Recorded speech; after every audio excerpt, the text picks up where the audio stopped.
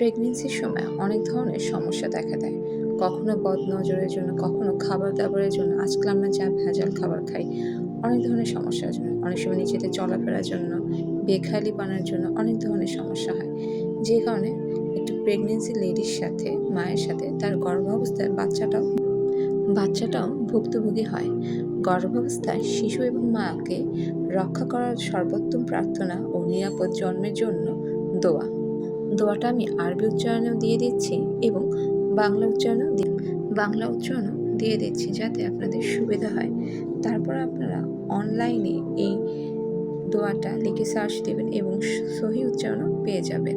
বাংলা অর্থ হচ্ছে, হে আমার রব, আমার গর্ভে যা আছে তা আমি তোমার কাছে অঙ্গীকার করে রেখেছি আপনার সেবার জন্য। সুতরাং আমার পক্ষ থেকে এটি গ্রহণ করুন। নিশ্চয়ই আপনি সর্বশ্রোতা, সর্বজ্ঞ। আমিন সুম্মা আমিন।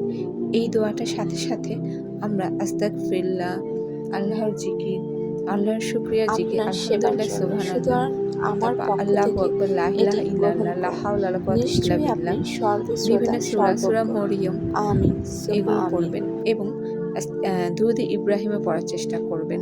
ছোট দুরূদ আছে, সেটাও পড়ার চেষ্টা করবেন, যাতে আপনার বাচ্চাটা সহি সালামতে পৃথিবীতে আসে এবং তার সাথে আপনি একটি লম্বা জীবন কাটাতে পারেন। কারণ বাচ্চার জীবনের নিরাপত্তার সাথে সাথে তার মায়ের জীবনের নিরাপত্তাটাও খুবই জরুরি।